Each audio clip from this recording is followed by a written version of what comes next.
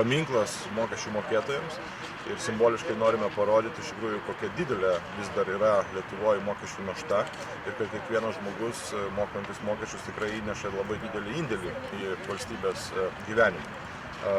Pertvardami šitą teritoriją per pusę, mes simboliškai norime pasakyti, kad kažkada tikimės liberalai, kad mokesčiai Lietuvoje bus mažesni ir kad kiekvienam Lietuvos žmogui nebereikės mokėti tokių didelių mokesčių. Ir šiandieną, aišku, jeigu kalbėti konkrečiai, mes turime grįžti prie tų pažadų, kurie buvo duoti prasidėjus krizei, kada pridėtinės vertės mokestis nuo 18% buvo padidintas iki 21% ir buvo pasakyta, kad tai yra laikinas sprendimas, tol kol yra krizė. Ir, krizė kaip ir baigėsi, o mokesčiai padidinti liko. Tai tikrai reikia siekti, kad palaipsninti mokesčiai pridėtinės vertės mažėtų. Ir antras mokestis, apie kurį mes kalbame, tai yra neapmokestinamo pajamų dydžio padidinimas dirbantiems žmonėms, kurie augina vaikus, kad iš tikrųjų galėtų iš savo atlyginimo oriau gyventi ir turėti daugiau pajamų. Natūralu, kad sumažinus mokesčius reikia mažinti ir valstybės valdymo išlaidas, bet mokesčių mažinimas taip pat yra ir kovos su šešėliu būdas. Šiandieną Lietuva vėlgi konstatuoja, kad turim labai didelį šešėlį, vieną didžiausių Europos Sąjungų, ir todėl kai kurių mokesčių sumažinimas galėtų turėti įtakos šešėlio sumažėjimui. Šiek tiek detalių, iš kur gavote tiek centų, kas jas išdėliojo ir kiek laiko? Išdėliojo savanoriai, iš tikrųjų turime apsaugą, visgi esame apsidraudę nuo pagundų pasisemti, iš tikrųjų jau naktį šitie centai buvo, bet ši naktis praėjo ramiai ir niekas nepasikėsino į tuos centus, o centus gavome tiesiog iš privačios kompanijos, kuri išsinuomavome, sakykim taip, kuri atlieka pinigų keitimo, siuntimo funkcijos ir kada pasibaigs akcija, turėsime jiems visus centus iki vieno grąžinti. Jeigu ateitų koks nors Elgeta vargšas nevalgęs, neduotumėte? Aš duočiau, bet ne iš čia, aš duočiau iš savo asmeninių lėšų. Bet gal iš tikrųjų gerai žmonės gyvena Lietuvoje, kad taip pakankamai nedaug apsaugos ir niekas nepuola čia, taip akivaizdžiai pinigų padėti. Nežinau, kaip čia matyti žmonės nebūtinai, kaip sakoma, čia kiekvieno žmogaus kultūros klausimas yra.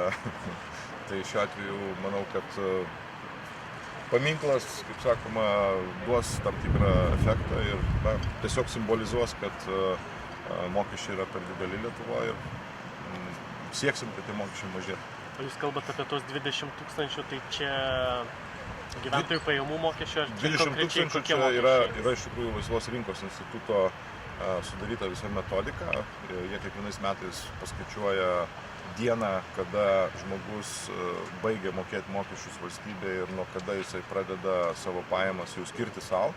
Tai šiais metais, sakykime taip, tai yra gegužės mėnuo, kažkada yra buvę, kad laisvės nuo mokesčių dieną mes švęsdavom ir balandžio mėnesį, tai yra, mokesčiai dar buvo mažesni, bet iš tikrųjų 20 000 litų tai yra suskaičiuota kaip vidutinis darbo užmokestį turintis žmogus per metus, sumoka pirmiausia gyventojų pajamų mokestis, sveikatos mokestį, socialinio draudimo mokestis įskaičiuotas, ne tik tie 3%, kuriuos moka žmogus, bet ir darbdavio 31%, kuris už žmogų sumoka.